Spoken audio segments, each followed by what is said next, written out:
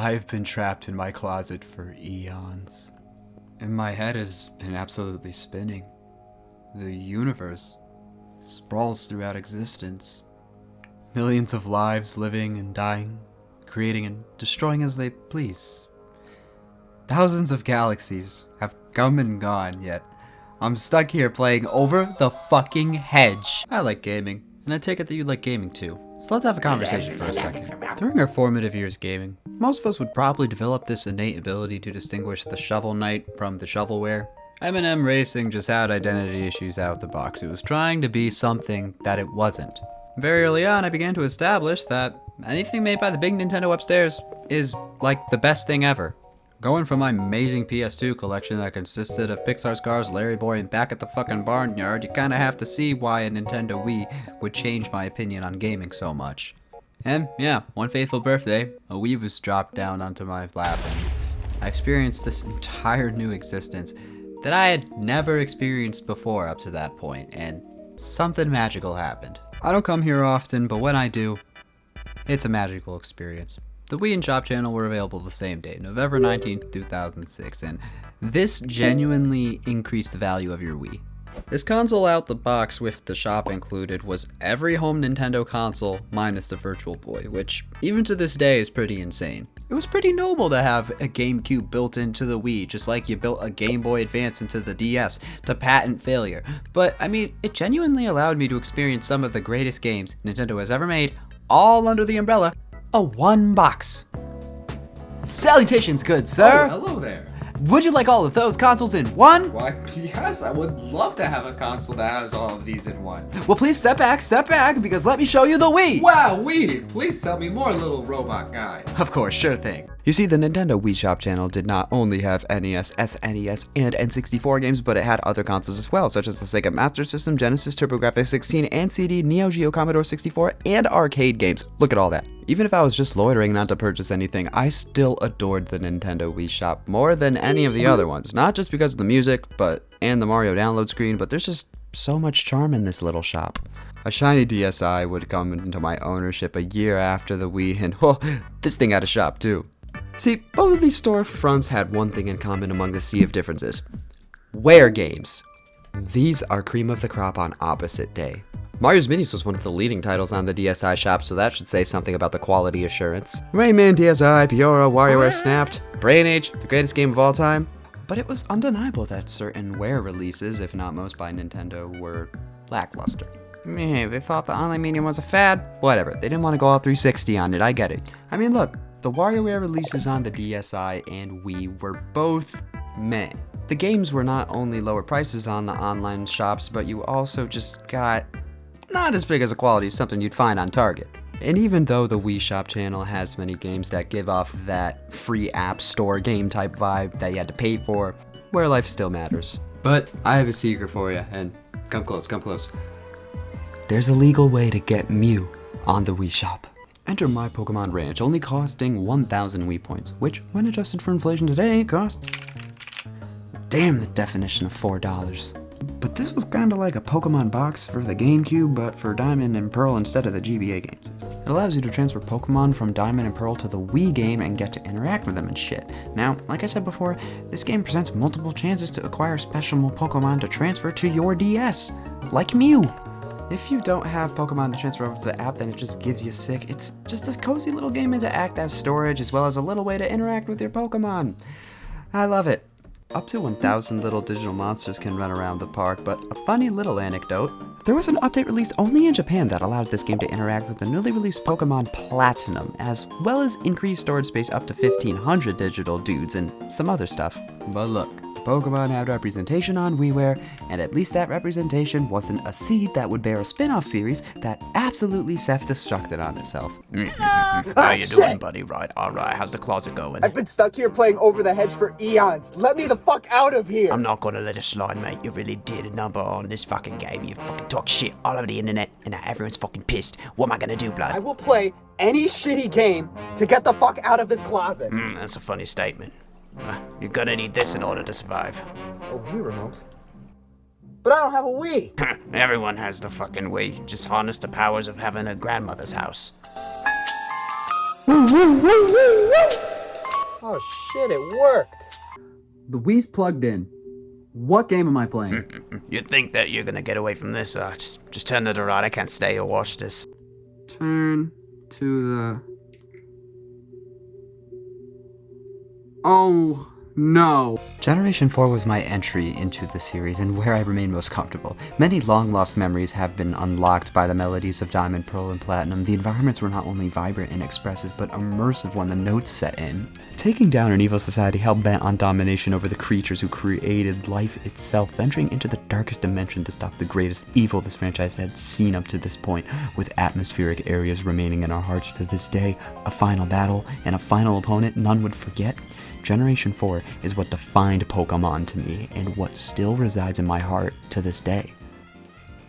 Pokémon Rumble. So remember how I said that Pokémon didn't start a spin-off series on the Wii? They started a spin-off series on the Wii. And while the later entries are something to discuss, we gotta get to business. This game was released on November 16th, 2009, the Wii's 3rd anniversary. It includes Gen 1 and 4 Pokemon beating the shit out of each other in toy form to become the best in a battle royale. Yep, not generations 2 or 3. These generations never happened. It was sold on the Wii Shop exclusively for a measly 1,500 points, which in today's points is... Man, there goes my DiGiorno fucking privileges. In Pokemon Rumble, you become God. Fighting the strongest Pokemon to live in a battle royale, testing yourself and your strength. It's a one-way ticket to hell, and you're invited. Will this game live up to my expectations or fall? We already fucking know.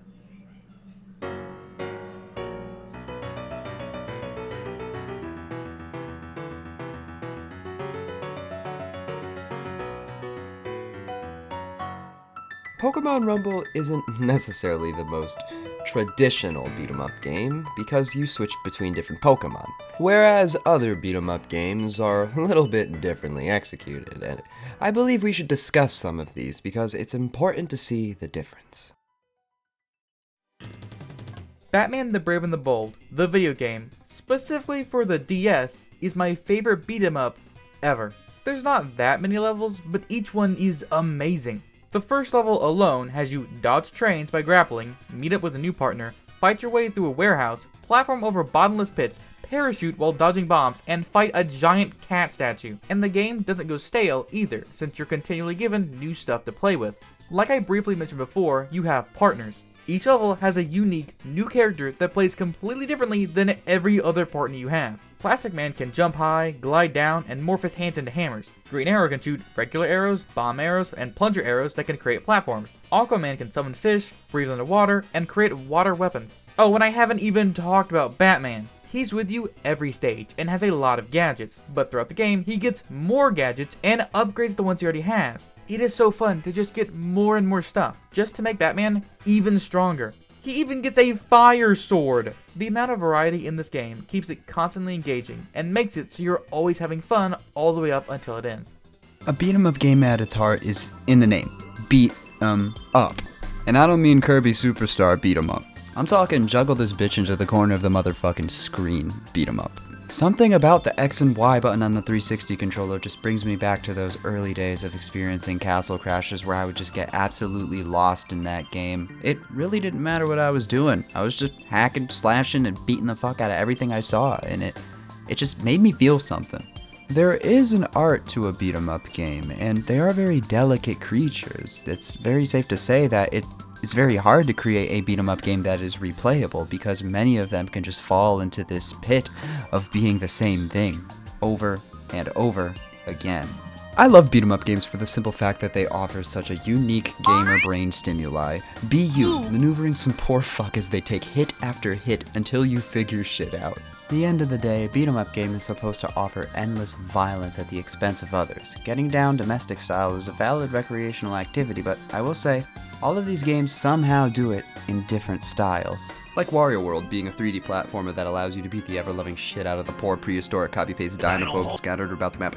This is a beat 'em up that involves platforming. Throughout much of this game's early runtime, you are going to be spinning around, punching people, doing pile drives, spin moves, all that fun shit.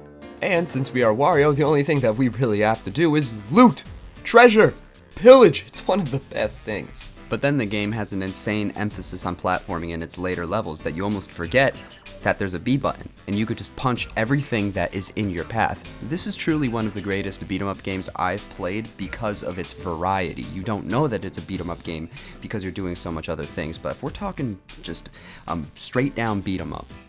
Oh, wait a minute. What's up, gamers? Today we're talking about Scott Pilgrim vs. the World, the game, in which you play as a 22-year-old dude who is dating a 17-year-old who then proceeds to cheat on her with a girl that he just met.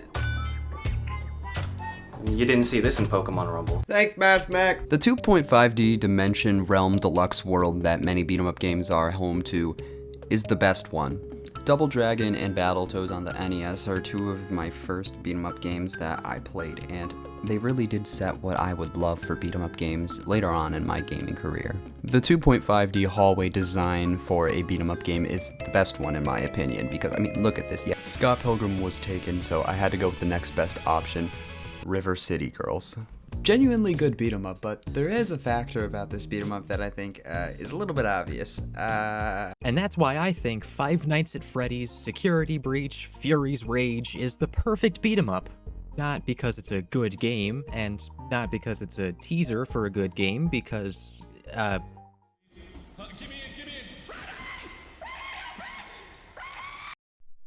it isn't. But rather, it's the perfect one because it's the first beat 'em up that had the balls to make Freddy Fazbear hot. That is the mark of good game design right there. It must be, otherwise the Honey Pot franchise wouldn't have such rave reviews. Pokemon Rumble does not have any nice looking ladies. Pokemon Rumble centers around no particular Pokemon. The introductory sequence centers on a particular Rattata very keen on sneaking his way into the Battle Royale. What are you doing? Only powerful Pokemon are allowed in the Battle Royale. Go back to Route 1 with your bitch ass Rattata. What lies ahead is a war zone. Only one comes out alive. You must kill every single thing in this entire arena to progress. And if you are not strong enough, you will be left behind. The urgency of the Battle Royale theme gets me locked in. Look at all of these guys around us, this huge, massive arena with a bunch of people attacking everybody at once. Let's go, let's freaking do it! And we're already dead.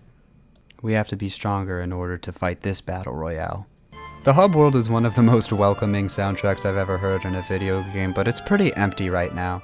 After we complete the first tutorial level, we will be able to see what the hub world really has for us, but I just love this song. Anyway, off to the first level. We start off in the Silent Forest. We are basically told to press 2, walk forward, kill Pokemon, we'll unlock them as we kill them. We get richer in this P currency while doing so, which is pretty neat, and we'll be able to see what this does later, but I wonder what I could fund with doing this. Upon nabbing our first toy Pokemon, we get to switch it out and witness what this game truly has to offer. The whole gimmick here is sometimes a Pokemon will drop from a fallen foe, and we can then use that Pokemon in our domestic abuse endeavors. Just walk upward and press the move that makes numbers pop up on screen. You'll win. Trust me. Why would I lie to you? During our battery shenanigans, every Pokemon we receive has a chance of being a higher rank.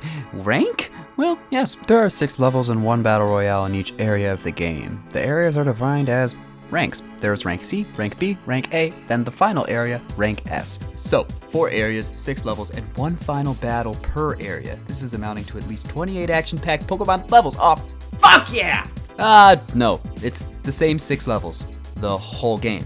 But hey, he said the thing! He said the fucking... Different Pokemon are available as you progress through the ranks, so we'll surely be able to catch them all and have variety in the playstyles. Nope, as you can see here, one can simply walk past all of the enemies in this game without any penalty. I mean, look at the speedrun for this game. It's fucking hilarious. However, there is a minimal rank requirement to fight in the Battle Royale, so you gotta fight something at some point in order to progress, because you need to kill a Pokemon in order to obtain a Pokemon with a high enough number to jump on the bouncy pad to kill Pokemon. Alright, we're still on the first level, I forgot about that. The boss fight happens when the giant robot comes out. Wait, that's Team Fortress 2 footage. The boss fight comes out at the end of every single level when you pass a certain amount of rooms. I don't know how many, but it's always just some giant Pokemon with 4 little proxies on either side attacking you. The giant Pokemon boss guy just does a spin move and another spin move, sometimes a dash. Typical damage sponge, just listen to the groovy beat and smack the shit out of him until he falls down and you win. Bada bing, bada boom. Woo, money, yay! Going back to the terminal, we get to do something very interesting here. The controls. Whenever I am playing with a Wiimote and want to turn 90 degrees, my character is never centered. It's almost like it moves in more than 8 directions because it does. But if I plug in a GameCube controller, there we go. Now we're schmoovin'.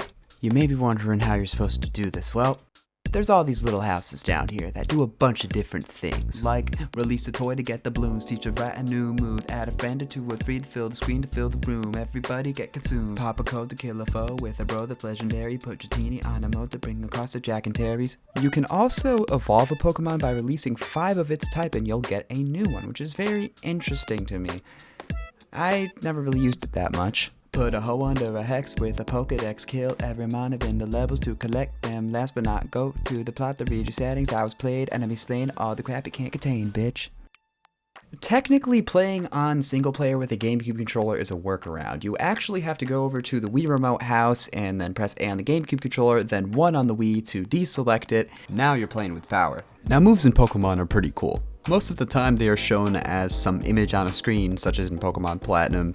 Meh. But with Rumble, we get to see how a 2.5D overhead deluxe plus Bowser's Fury angle battle plays out, and don't get me wrong, there's Flame Wheel, Rolling, Hopping, Thunderstorm, Water Gun, and Surf. Moves such as Confusion are the most busted thing if used properly. A Pokemon that you receive through battle just gets a random set of moves. Whether it has 2 moves or 1 is up to the rank that you're at, but above all else, there really isn't much skill into this game other than positioning. You don't have to chain together combos or anything like that for the most part because you just have 2 moves. And even if one stuns the enemy and the other attacks them, it's not really a complicated thing. Some of the moves are flashy, but I mean, I'm gonna be honest, it's a very simplistic thing. It feels fun to kill things, I will say, but it's really not complicated to do so, and there's literally no skill ceiling at all, which kind of makes this game feel pointless. The levels in this game have 2 soundtracks. Yep. 2 of them. In particular, this is the idle theme for Rocky Cave, Fiery Furnace, and Eternal Tower. So basically, the track swaps once you start battling Pokemon. When you play the game, you realize the whole point of the game is just walking forward to kill Pokemon, so why are there 2 different tracks when it's always going to be switching to the battle theme? I'll give you an example right now. You're playing Windy Prairie and you just spawn in, and within 3 seconds, you are suddenly hearing the battle theme. Cool. You hear this until you are finally done killing all of the enemies and it switches back to the regular theme. You jump on the bounce pad, you hear it for about 10 seconds, and then boom, back to the battle theme again. Oh, battle, idle, then oh, boss fight! None of the tracks in this game are necessarily bad other than the title screen. I think there is a person getting shot while trumpet. Miki Obata did a pretty good job on the soundtrack and has done a wealth of Pokemon related soundtracks, I might add. Not to mention that I cannot find a single image of them online, but I'm just gonna go through the areas of the game real quick just to kind of run through them, kind of describe what we're looking at. Silent Forest presents us with a typical forest environment. Not too much to boast about here, but nice to look at. This is where we get most of our grass-type Pokemon, and I think that it is genuinely one of the most enjoyable parts of the game to look at, just because, you know, the difference between the foreground and the surrounding is pretty neat. Windy Prairie. Wind. Whoosh. This level has a predominantly large amount of wind Pokemon, and others. I will say that it is a little bit similar to Silent Forest, and a lot of the time, I do get these 2 mixed up if I'm not listening to the music, which, if I'm playing this level, I'm not listening to the music. We were hearing Bright Beach earlier. It's a very colorful, bright environment in the game with, you guessed it, wet Pikmans. This is my favorite area in the game, tied with the next area that I'm about to talk about. Fiery Furnace. It has that fire level aesthetic. It's like that bridge in a Bowser level. But I do appreciate that they're able to make the lighting of these levels different, much more distinct than something like Windy Prairie and the forest being very, very similar. Rocky Cave. I wonder what Pokemon are in here. Hey, what's up? It's your boy, Rob. In all seriousness, I will say that I personally do love the fact that there are rock and fighting types in this one. I also like the background music. I will say that, you know, my opinion is a little bit weird to understand. Eternal Tower has some of the weakest, strongest Pokemon in the entire game. Remember in that long list of moves I talked about Confusion? Well, that's the only move I'm actually going to talk about in depth in this video. It's very common with Abra and his line of evolutions, but other Pokemon do have it. Essentially, it creates this large circle that, you know, basically decimates all the Pokemon within it. But the only trade-off is that if you get hit, you die instantly. Not literally instantly, but basically instantly, given that in the Battle Royales there are like 10 Pokemon on screen at once at least throwing attacks at you, so you're gonna get hit by at least one or two, and that's just going to drop you right to 0. Finally, we've beat all the levels in the first rank area. We didn't have to do it, we actually unlocked the Battle Royale a few ago, but I wanted to get enough Pokemon to make sure I was completely ready. Let's take our beautiful Drowsy and head right into the Battle Royale and see our contestants. The Battle Royale introduction cutscenes are absolutely amazing. I love the fact that they black out all the Pokemon like in the anime, and they have this cool little fire around it. Kind of feels like it's a little wrestling event. The energetic theme of the Battle Royale just absolutely engrosses me into these fights, even if it's a simple little game where you just press 2 buttons and walk around as poor graphic toys. I love it. Winning the first one is very easy. I wasn't really surprised on that one. We unlock this Wonder Key, which allows us to progress to the next rank, which is how it's going to work for rank B, A, and S, which, I'm gonna be honest, are exactly the same as what I just talked about.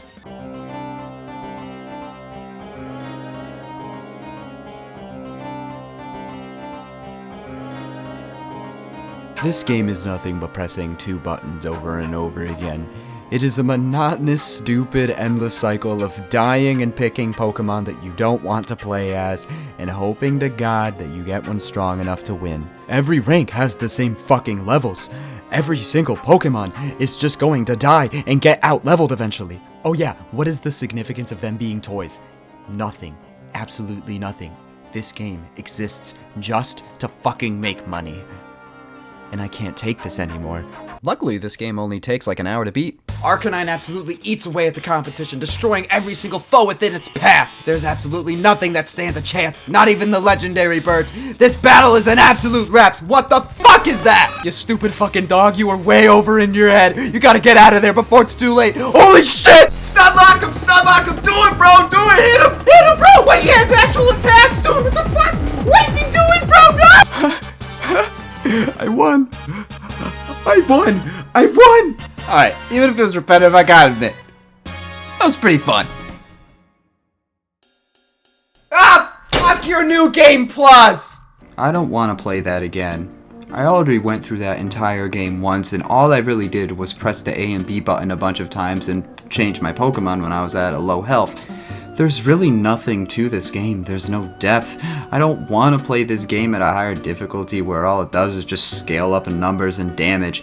That's boring and that's lazy game design. And I can only imagine. What do you want? First of all, you are not going to quit here. You know damn well that you are going to play through this entire game anyway because you have nothing better to do, and you own a PC but don't play Steam games because why? They're downloading. Yeah, that's right. Now get back in there and play the same game that you already played again on a harder difficulty because you know you have to. God damn it. I've 100%ed so many goddamn video games. I am not going to let Pokemon Rumble stop me at just this. I may not be able to complete the entire Pokedex, but I will at least be able to overcome Advanced and EX mode if it's the last fucking thing I do. Advanced mode hits us with basically the same gameplay loop before, but with this time, we get Generation 4 Pokemon. When we initially beat the game, we get this end title card showing us what's to come, and honestly, I think the inclusion is great. Sure, there aren't really any new moves introduced with this new game mode, not to mention that it's really just increasing difficulty level by increasing numbers. I still like it. And if anything, the added difficulty and added amount of enemies on screen just kind of makes you have to telegraph your hits harder, which I guess adds more skill to the game. I am running out of fucking positive things to say. Once completing advanced mode, we are finally greeted to the last mode of the game and last challenge, EX mode. EX takes a very different approach compared to the other two modes. This one is just one single room with 6 levels that have both versions, Gen 1 and 4 Pokemon. So it's all about grinding to get the most powerful guy to send into the Battle Royale. What you are doing in this mode is basically beating every single Battle Royale that you have encountered throughout the entire game, then beating a final Battle Royale. The difficulty ramps up exponentially with this mode, and it just makes me feel like it is genuinely a challenge that I am overcoming, because the large groups of Pokemon added with the more powerful moves requires you to absolutely change your playstyle, especially depending on what Pokemon and what moves you have. Now, not to lie, there really isn't much depth to this game, but maybe I'm starting to see the value in it. But I am so fucking glad it's almost over. No foe stands a chance against our absolute powerful team of Pokemon. We are taking down every single adversary that stands within our way. There is nothing stopping us from tackling the legendary Pokemon at the top and becoming God. Where the fuck is Arceus? Why am I fighting Mewtwo again? I've finally become God. I've conquered all. Man, Pokemon Rumble really is a success story. I'm never fucking playing it again.